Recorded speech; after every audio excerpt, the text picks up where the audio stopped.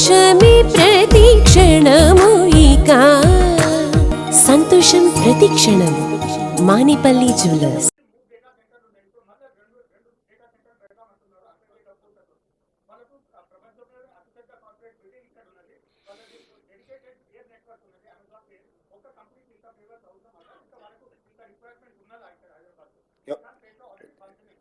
నీ అభిప్రాయమా వాళ్ళ అభిప్రాయమా?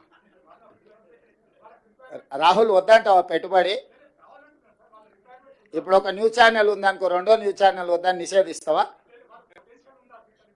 పొటెన్షియల్ ఉంటేనే పెట్టుబడి. వ్యాపారస్తుడు వ్యాపారం లాభసాటిగా ఉంటేనే పెడతారు. రాహుల్ని చూసి మొహమాట వాడి పెట్టుబడులు ఎవరు పెట్టరు. మొహమాటానికి వస్తే కాఫీ దాయిపిస్తారు తప్ప పెట్టుబడులు పెట్టరు.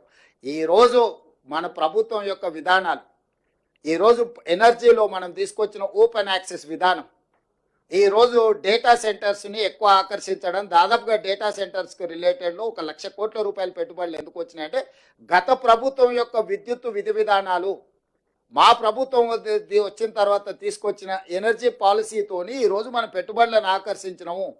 ఎప్పుడు కూడా పెట్టుబడులు ఆయా రాష్ట్ర ప్రభుత్వాల యొక్క విధి విధానాలను బట్టి పెట్టుబడులు వస్తాయి. ఈరోజు మనం తీసుకొచ్చిన ఎనర్జీ పాలసీ వల్ల మనం మ్యాక్సిమం ఇన్వెస్ట్మెంట్స్ని అట్రాక్ట్ చేయగలిగినాం.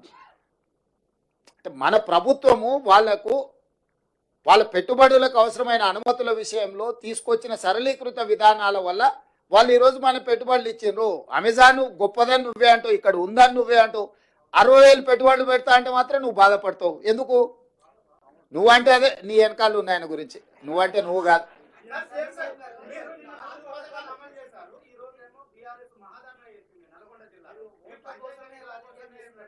నేను ఏమంటున్నా అంటే ఈరోజు మనం పెట్టుబడులకు సంబంధించి మాట్లాడుకుందాం. అట్లాంటి చిల్లర పంచాయతీలకు బొచ్చడి సమయం ఉంది.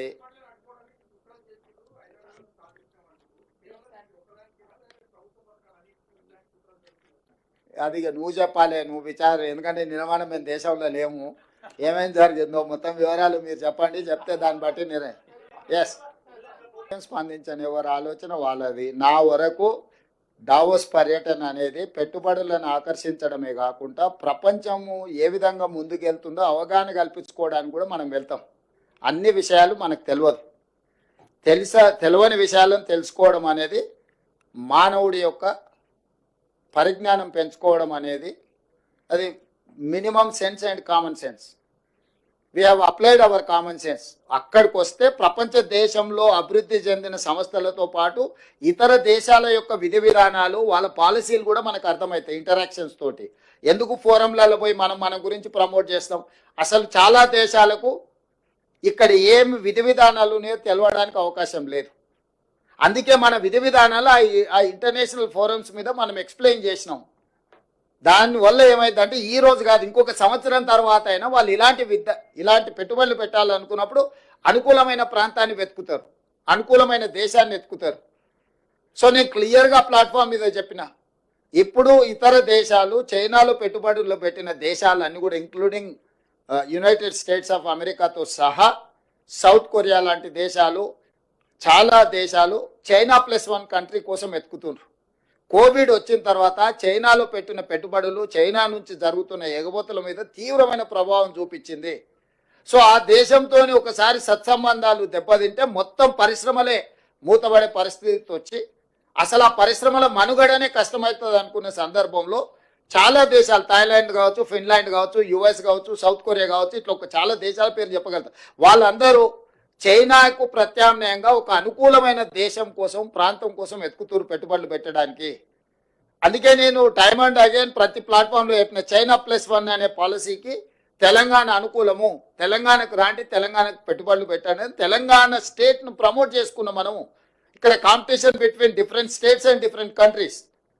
పక్క రాష్ట్రం, ఈ రాష్ట్రం, ఆ రాష్ట్రం కాదు, అన్ని రాష్ట్రాల ముఖ్యమంత్రులు వచ్చారు. కానీ పెట్టుబడి పెట్టేటోడు ఏడబెట్టాలను ఫోకస్డ్గా అక్కడ పెట్టుబడి పెట్టారు. వాళ్ళ అంతర్జాతీయ నిపుణులతోని సంప్రదించిన తర్వాతనే వాళ్ళ పెట్టుబడులకు రక్షణ ఎక్కడ ఉన్నది, పెట్టుబడులను సాంకేతిక నైపుణ్యం ఎక్కడ ఉన్నది, ఈ రెండింటిని పరిగణలోకి తీసుకొని తెలంగాణ రాష్ట్రంలో పెట్టుబడులు పెట్టిండ్రు. సరే ఈ రాష్ట్రం ఆయన ఏం చెప్పిండు, ఆ రాష్ట్రం ఆయన ఏం చెప్పిండు, వాళ్ళందరూ ఏం చెప్తున్నారు అని కాదు. నేను పెట్టుబడులు పెట్టే వాళ్ళకి నేనేం చెప్తున్నా, నన్ను విశ్వసించి వాళ్ళు నా రాష్ట్రంలో పెట్టుబడులు ఏం పెడుతున్నారు అనేది మన ఫోకస్. మా పర్యటనలో పెట్టుబడులను ఆకర్షించడమే కాదు, ప్రపంచంలో జరుగుతున్న పరిణామాల పట్ల అవగాహన కూడా కల్పించుకోవడంలో భాగంగా ఈ పర్యటన, ఈ రెండు మాకు ఉపయోగపడ్డాయి. ఈ రెండింటి ప్రాతిపదికన తెలంగాణ రాష్ట్రాన్ని అభివృద్ధి పదం వైపు నడిపిస్తాం.